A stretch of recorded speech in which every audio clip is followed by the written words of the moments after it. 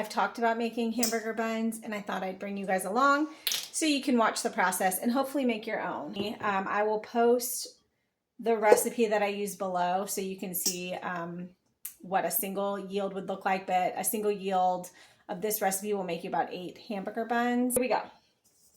So first, I don't use instant yeast. I have to, I use an active dry, so I have to activate it, if you will. So I have 2 cups of water here. It's warm, along with 6 tablespoons of whole milk. You don't want it too hot. You don't want it to kill your yeast. So like 110 temperature, if you're,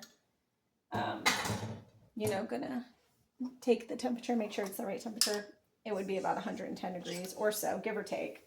And then in here, I'm gonna add my yeast, and I am using Fleischmann's Active Dry. I buy a lot of this and I just keep it in the freezer. So I'm gonna, again, I'm doubling my recipe, so keep that in mind as I kind of call some of these out. But I'm gonna do 4 teaspoons, 4.5, 2. I'm just gonna eyeball it. And then this recipe calls for just a little bit of sugar. I'm gonna do 4 tablespoons of sugar. We will whisk all of this together. I think it actually calls for a little bit more sugar, but I'm just gonna do 4. And then I'm gonna whisk it.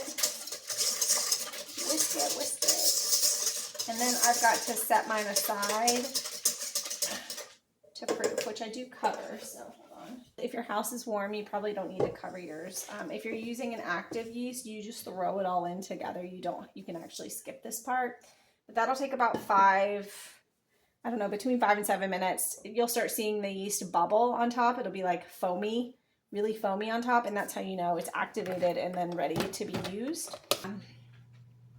Yeast is activated, so it is bubbly and doing its thing. I have already measured out all of my flour. I use a scale. I have a small kitchen scale. I recommend getting one that's just so simple, but I've measured out all of my flour in this bowl. But what you're gonna wanna do is you need an egg. I've got 2 eggs here. I'm gonna slightly just kind of break them up, drop them in the bowl. And then you'll want to add in your flour. Now, if you have one of those fancy KitchenAid chutes that you can have, their attachment, that makes this a little easier.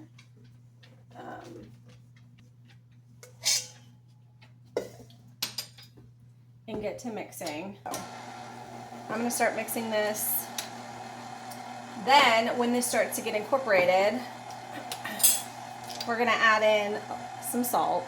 I buy my salt in bulk, so salt. And then I have 6 tablespoons here of butter. Honestly, couldn't even tell you if it's salted or unsalted. I honestly don't know. But the recipe calls for 3. Again, I can't say it enough. I'm doubling this, so don't mind me. But you'll want to just add in your salt here. I don't add in as much as recommended, especially since I don't know if my butter's salted or not. So I'm just gonna add in 2 teaspoons.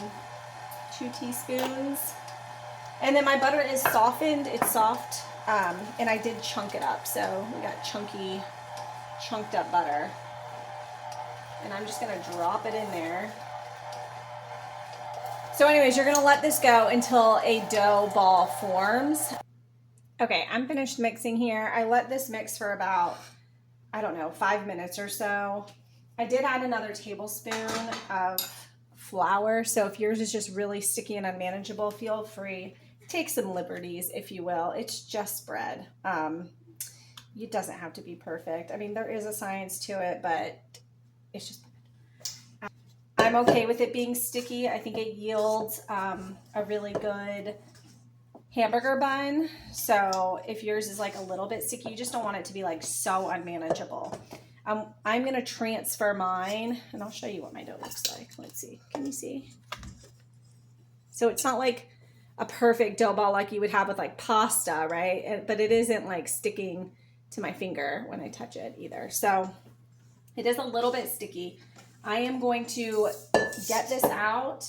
I'm going to put mine, because again, I'm making a double batch, so this will rise pretty high. You want to put it in a bowl. You can keep it in the same bowl you did it in. You just want to take it out and drizzle some oil in it. I'm just using avocado oil. You can use whatever you have on hand. It doesn't matter. You just want the dough to not stick to the bowl. But this, the only reason why I'm transferring it is because this bowl is too small for a double batch, for it to rise in. So I'm going to just scrape it all out, dump it in this other bowl. When you get your dough in your bowl that you're going to proof it in, just make sure to kind of plop it around a little bit. I probably should have added a little bit more oil to my bowl. It's a little stuck, hence the reason for the oil. But anyways, you want your oil actually on your dough. I mean, you can manhandle your dough. It's okay. You're going to want to cover this with some saran wrap or a damp towel. I will be back. We'll take a look and see what mine looks like after an hour proofing, and then we will shape them and get them in the oven. Okay, y'all, we're back. My dough, it is good. We are going to, again, this is a double batch for me. So if you guys did not double your recipe, you're not going to have this much dough. This is going to yield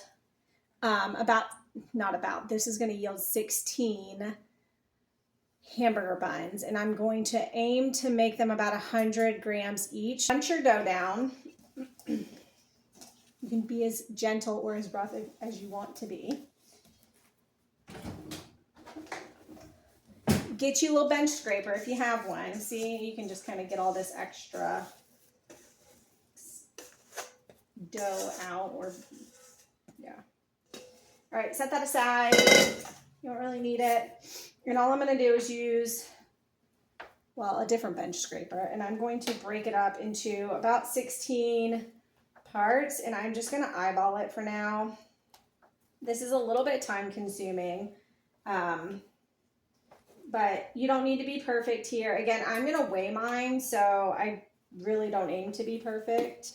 This little scale on Amazon, it was 10 bucks. I highly recommend it. It's not necessary. I mean, you could simply eyeball this if you really wanted to, but I do find this makes it a little bit more uniform. It makes my buns more uniform, which means they're going to cook more evenly, which is what you want. You don't want some burning and some being undercooked. But if you don't have one, it's not in your budget, you don't want to spend the money right now, that's fine. And then again, I do aim, it does vary every time I make these depending on, you know, how much flour I ended up using, but I do aim for them to be about 100 grams. You can go ahead and have your oven preheated to 400. Okay, let's talk about shaping these. What I do to shape these, smush them down, and then I just kind of like fold them. And then if you guys have ever, I don't know, I know this is like a trick with sourdough, but you kind of, with your hands kind of cupped, you're going to just roll it and pull it towards you a few times. And you're kind of just tucking. No, you can't really see that. Let me see if I can get my angle better. You're kind of like cupping it on either side, rolling and tucking. Rolling and tucking. And then you should get a little ball. And then it's kind of like tucked underneath, so it doesn't have any seams on it. So honestly, if you just pat them down, you just can't get the rolling and tucking thing. Pat them down. Y'all roll meatballs, just roll your meatball. Okay, you could do that, okay? And just make sure, you might want to pinch the bottom seams just a little bit on the bottom. But otherwise, you can also just roll them. Like let's not overcomplicate life. That's fine too. But you're going to do that to all of these.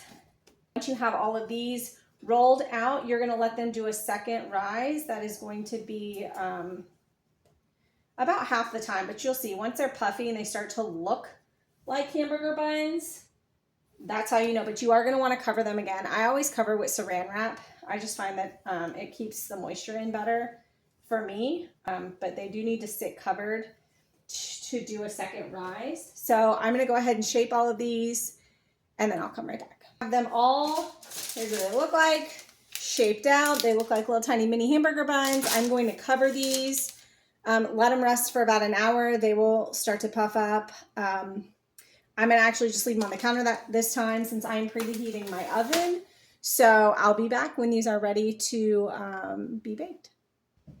Okay, y'all, we're back. Sorry, my it's getting dark outside too, so I'm darker. But anyways, these are pretty puffy. I have like 15 minutes left on my timer, but I've got to get my dinner in the oven, so I need to get these cooked. So what you're going to do is you're going to want to do an egg wash on these. I did 1 egg cracked in here, scrambled it up with just a splash of water. I mean, you can do like a tablespoon or less. I don't even think I did a tablespoon, but all you're going to do is get like whatever you have to kind of just brush over the tops of each of these. Again, the oven is preheated at,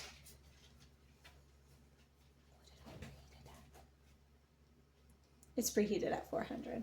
So the oven is preheated at 400. I'm gonna cook both of these at the same time. They cook for about 15 minutes. And if you guys are putting sesame seeds on yours now, you would do it. So egg wash them and then put your, sorry, it was a real close up. Go ahead and sprinkle with sesame seeds as well. And I would just keep an eye on them at about the low end of that time frame. So maybe 14 minutes, just start checking on it. Okay guys, there you have it. There's the buns. They are done. They're looking delicious.